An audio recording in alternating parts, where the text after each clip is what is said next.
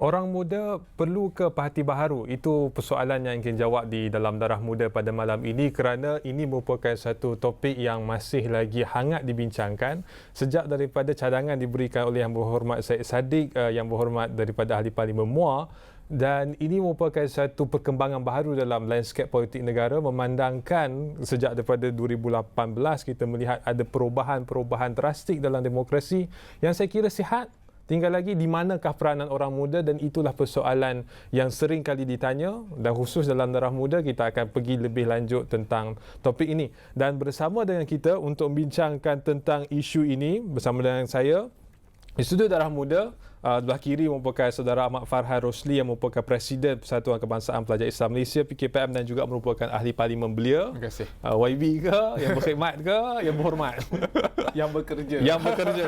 Seterusnya saudara Nazrul Nazir yang merupakan mantan Majlis Perwakilan Pelajar Universiti Sains Islam Malaysia MPPU SIM 2016-2017 yang berkhidmat bersama dengan saya suatu ketika dahulu, dan juga merupakan aktivis muda politik yang sedang sangat giat membicarakan tentang isu ini. Dan awalnya mungkin saya terus kepada Saudara Farhan ya, berkenaan dengan pandangan awal kerana PKPM mengeluarkan kenyataan menyatakan bahawa PKPM optimis dengan gerakan politik orang muda. Mungkin boleh jelaskan bagaimanakah datangnya pendirian itu, mengapa optimis? Terima kasih. Optimism kita dipandu atas dasar bahawa kita sudah merasai perubahan dalam politik tanah air. Kenapa? Yang pertama adalah kerana idea ini telah mendapat perhatian masyarakat. Apabila saya yakin ini bukan kali pertama kita bincangkan, tetapi mula menjadi public discourse di kalangan masyarakat. Dan kerana itu dalam kenyataan yang kita sebut itu, kita tidak bicara soal politik anak muda, parti politik anak muda, tapi yang kita sebut adalah politik generasi baharu, yang saya percaya tidak semestinya hanya terperangkap dalam konotasi ataupun naratif umur, usia, tetapi adalah idealisme, prinsip ataupun yang kita boleh katakan sebagai budaya baru politik. Politik yang lebih matang, politik yang ditegakkan atas dasar kebaktian, nilai, etika yang bagus, etika yang baik, serta meraihkan semua golongan.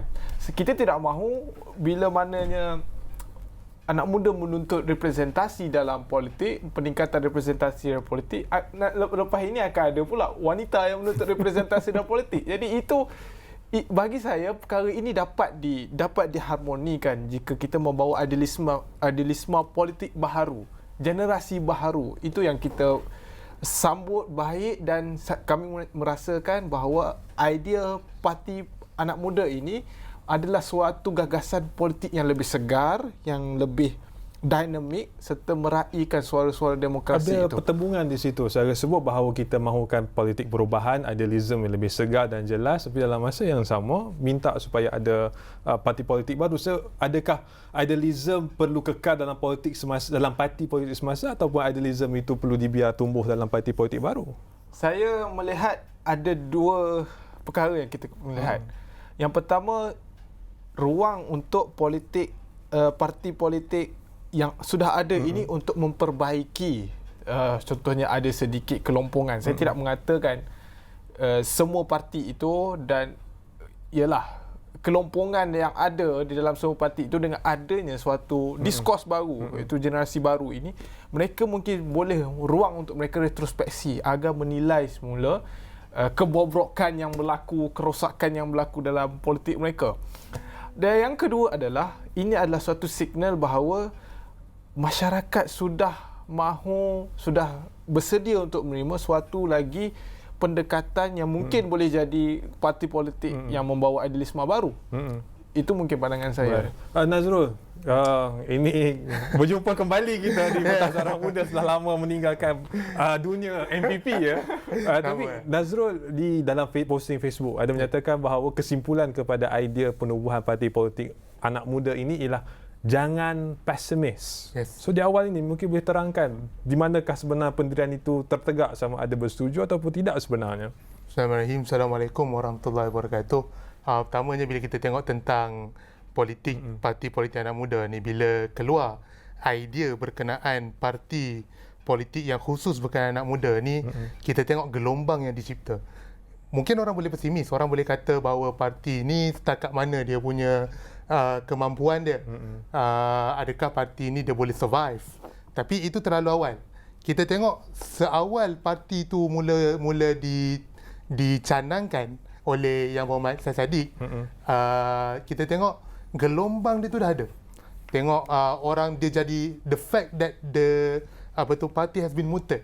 Maknanya dia dibicarakan dalam, contoh dalam slot hari ini, dan juga semalam dikatakan ada juga slot di TV, di media-media yang lain, Sinar Harian dan sebagainya. Fakta bahawa ia dibincangkan bermakna itu dah cukup membina satu gelombang tentang sebuah parti politik orang muda, yang mana ini adalah satu perkara yang baru dalam sejarah. Jadi kita tak boleh bersifat terlalu pesimis. Cuma adakah parti politik yang muda ini berkesan atau tidak, sesuai atau tidak, itu boleh dibincangkan. Untuk malam ini, adakah berkesan, adakah boleh survive, adakah akan berjaya dalam PRU sekiranya dilaksanakan dalam masa terdekat ini? Dia sebenarnya benda ni agak panjang. Kalau kita nak cerita pasal survival politik tu, dia agak panjang. Benda tu terlalu subjektif. Cuma kita tengok pada mengapa parti politik ini ditubuhkan. Mungkin disebabkan orang muda rasa dia tidak ada peluang untuk berada dalam politik. Mereka berasakan bahawa mereka tidak diberi peluang yang cukup. Kemudian daripada situlah lahirnya idea politik anak muda. Tetapi berbalik kepada realiti itu, perkara itu dia memakan masa yang agak panjang. Dan juga aktivis politik itu bukan satu soalan yang sangat sukar kan, sebab dalam pilihan raya jawapannya satu, iaitu kalau menang undi then you can survive. Kalau tak menang undi tak boleh survive. So kalau kita buat hari ni tubuh parti politik orang muda, Nazrul Farhan, parti Nazrul Farhan Nasional katakan, orang muda, ada PRU, adakah parti ini boleh survive ataupun akan ikut sebelum sempat bertanding? Kita tengok pada keadaan demografi, kita tengok pada keadaan realiti politik semasa, di mana bukan semua tempat itu pengundi muda tu ramai. Betul. Dan sekalipun kalau pengundi muda tu ramai di setengah tempat, di setengah kawasan itu, adakah orang terima idea politik parti politik muda itu? Jadi kalau kata selepas ini pilihan raya yang akan datang boleh survive atau tidak, saya katakan mungkin kalau kena cara dia boleh survive, tapi untuk menang itu agak sukar disebut, bukan sukar tapi mencabar. Tapi kita tengok macam mana perjalanan dia, sebab ini baru nak tubuh dan mereka tidak umumkan lagi barisan mereka. Kalau boleh Farhan, komen sedikit. Nazrul sebut tentang realiti. Sejauh manakah realiti memihak kepada orang muda kalau dikatakan tubuh sebuah politik anak muda di Malaysia? Saya bukan orang politik, tapi sebagai pemerhati luar ini, saya melihat ada dua dalam pragmatik politik ini. Ada dua perkara yang harus dipertimbangkan. Yang pertama adalah soal dasar perjuangan. Tapi adakah rakyat kita melihat perkara itu? Itu yang pertama. Adakah realiti masyarakat ini sudah mulai melihat dasar perjuangan itu? Yang kedua adalah soal akar umbi itu. Saya rasa mungkin kita boleh ambil contoh pilihan raya kecil Selip.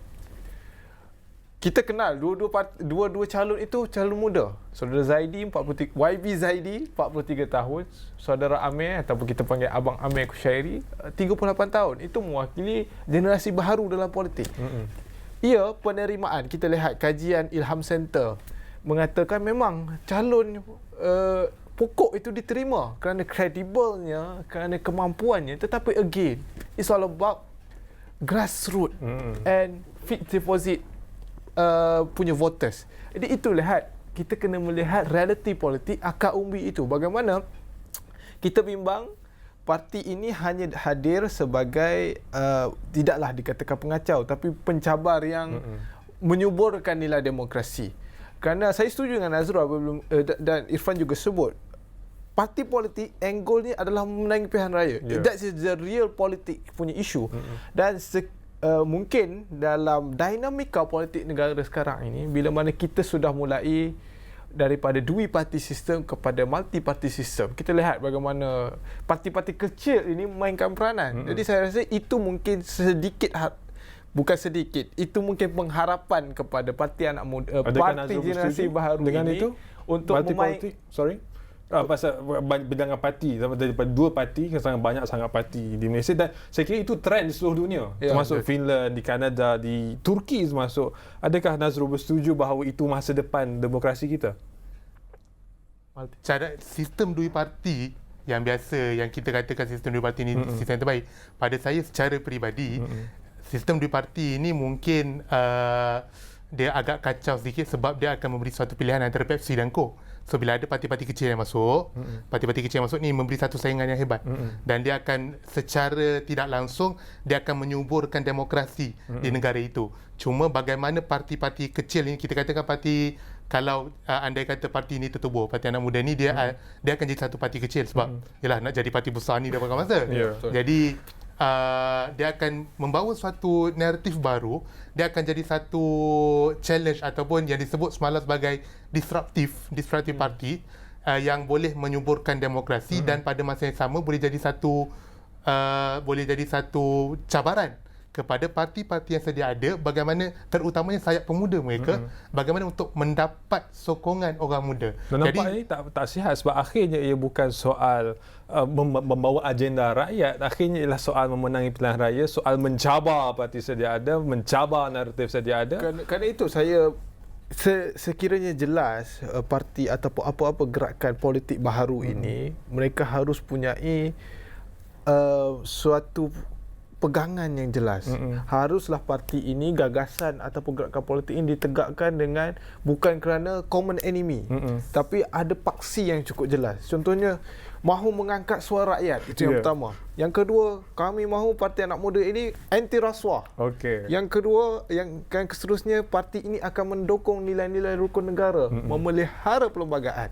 Itu sekiranya itu dapat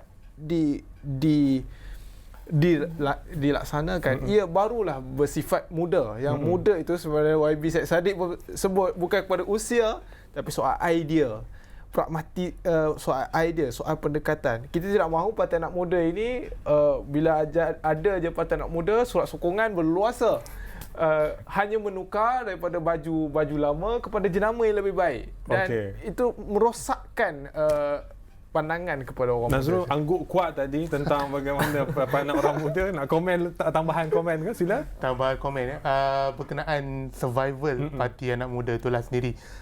Kita setuju bahawa sebuah parti yang baru, yang segar, yang bawa suatu idea orang muda, mungkin boleh jadi suatu cabaran yang boleh menyuburkan demokrasi, tapi setakat mana dia mampu survive dan setakat mana ia relevan.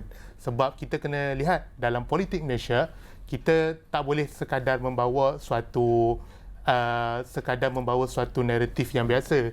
Saya sebagai satu parti politik, saya nak memperjuangkan anak muda, kebajikan anak muda saja. Itu tidak sesuai. Kita bila bercakap berdasarkan politik semasa, isu-isu politik ni dia mestilah suatu benda yang bersifat evergreen, yang bersifat relevan. So maknanya kalau kita nak attract undi tu, kalau kita hanya tumpuk pada satu segmen saja, iaitu segmen anak muda saja, mungkin kita akan sukar untuk survive lah dalam politik itu sendiri.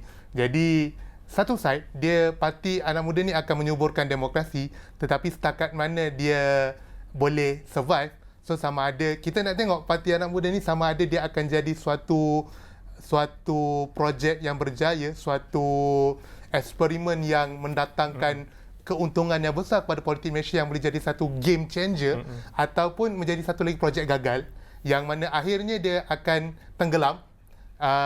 Bagaimana itu terletak kepada bagaimana kepimpinan parti politik muda ni susun dia punya perjalanan parti itu. Dan itu kita akan bincangkan sampai lanjut. Persoalan saya dibangkitkan, tinggal jawapan yang kita tunggu, dan terus setia bersama kami di Darah Muda kembali selepas ini.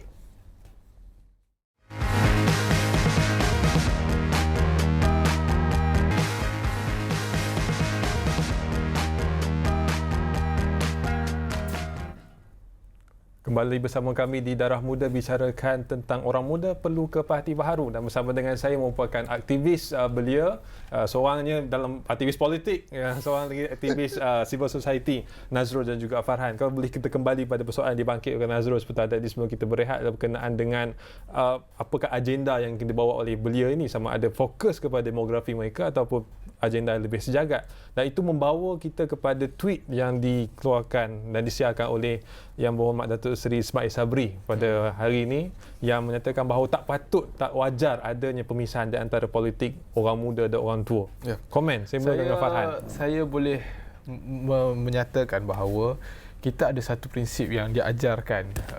Yusuf Qaradawi ada menulis dalam bukunya Kebangkitan Rakyat bahawa komponen demokrasi itu bukan semata pemerintah, pemimpin, tapi juga melibatkan rakyat marahan, penjual roti di Mesir itu, dan juga orang muda dan orang tua. Sebab itu saya melihat jalinan ataupun pendekatan hikmah tusyuyuh fi hamasati syabab ataupun hikmah orang tua kepada semangat orang muda itu diperlukan. Jadi kita kena sebab itu kalau kita terperangkap dengan politik orang muda, dia akan terperangkap dengan dasar belia negara yang umurnya hanya 30 dan digubalkan oleh menteri belia yang dulu.